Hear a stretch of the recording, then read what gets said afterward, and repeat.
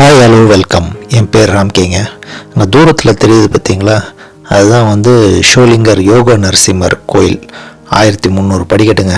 போய் ஒரு 10 வருஷம் ஆகுது. இப்போ ரோப் கார் வந்துடுச்சான்னு தெரில. வந்துருந்துச்சுன்னா அந்த கோயிலுக்கு மறுபடியும் போகலாம். பக்கத்துலேயே ஒரு ஆஞ்சநேயர் கோயில், ஆஞ்சநேயர் மலை வேறு இருக்குது. ரெண்டும் சேர்த்தாப்புல நம்ம பார்ப்போங்க.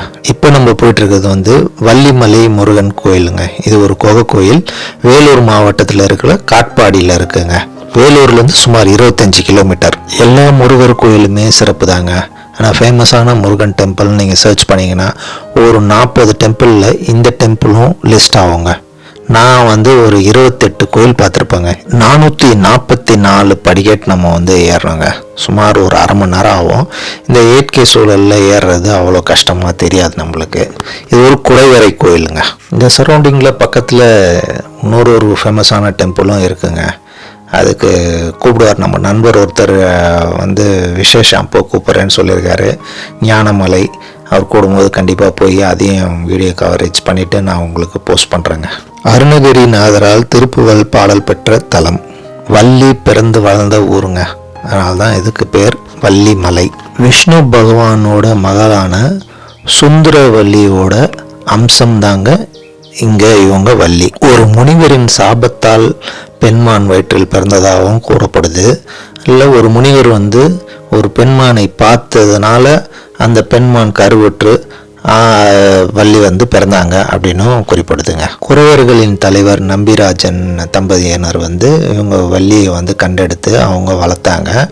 இப்பயும் அவங்க முறைப்படி பார்த்திங்கன்னா இந்த உண்டியில் இந்த இதெல்லாம் வச்சு அவங்க பூஜை பண்ணுறாங்க உள்ள. இவங்க வள்ளி வந்து இந்த நெல்லெல்லாம் வந்து சாப்பிட வர இந்த விலங்குகள் பறவைகள் எல்லாம் விரட்டக்கூடிய வேலைகள் தான் அவங்க செஞ்சுட்டு இருந்தாங்கன்றதுனால அதுக்கு சம்மந்தப்பட்ட பொருள்கள் எல்லாம் அவங்க பக்கத்தில் வச்சு பூஜை செய்கிறாங்க.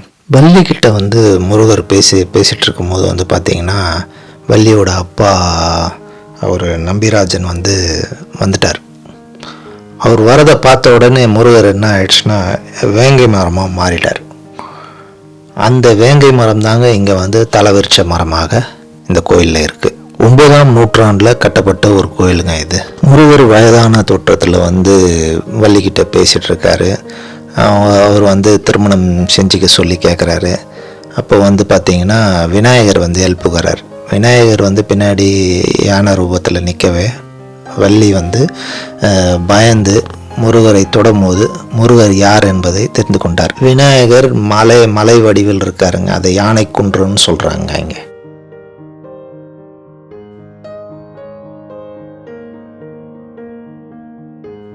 முருகன் நீர் பருகிய குமரி தீர்த்தம், அது வந்து சூரிய ஒளிப்படாத தீர்த்தம் இங்கே இருக்குங்க. வள்ளியோட தந்தை வந்து முருகருக்கு வந்து வள்ளியை வந்து இங்கே திருமணம் செய்து கொடுத்ததாகவும் சொல்கிறாங்க.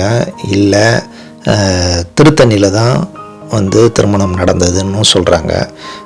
இன்னும் நீங்கள் டீப்பாக சர்ச் பண்ணிங்கன்னா இன்னும் ஒரு 4-5 இடம் கூட முருகர் கல்யாணம் நடந்ததாக சொல்கிறாங்க. ஆனால் மெயின் வந்து பார்த்திங்கன்னா திருத்தணி தாங்க. ஆறுபடை கோயில் தான். ஒரு வேளை இங்கே ரிசப்ஷன் வச்சு அங்கே வெட்டிங் வச்சாலும் தெரில. நம்ம எங்கே இருந்தாலும் முருகரை தேடி போய் பார்ப்போம். எல்லா முருகர் கோயிலுமே ஒரு சிறப்பு தான்.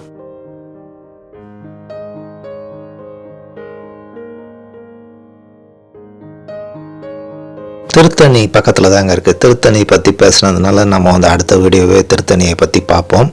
இந்த சரௌண்டிங்லேயே 3 சிறப்பான முருகர் கோயில் இருக்குங்க. நீங்கள் வந்தீங்கன்னா கண்டிப்பாக இதெல்லாம் பாருங்கள். வள்ளி பிறந்து வளர்ந்த ஊரில் நல்ல ஒரு முருகர் தரிசனம் பார்த்தாங்க. நம்ம இந்த வீடியோ உங்களுக்கு பிடிச்சிருக்கும்னு நம்புகிறேன். பிடிச்சிருந்தா லைக் பண்ணுங்கள், சப்ஸ்கிரைப் பண்ணுங்கள், உங்கள் ஃப்ரெண்ட்ஸுங்களோட ஷேர் பண்ணுங்கள். அடுத்து இதே மாதிரி ஒரு சூப்பர் வீடியோவில் நம்ம மீட் பண்ணலாம். தேங்க்யூ, பாய்.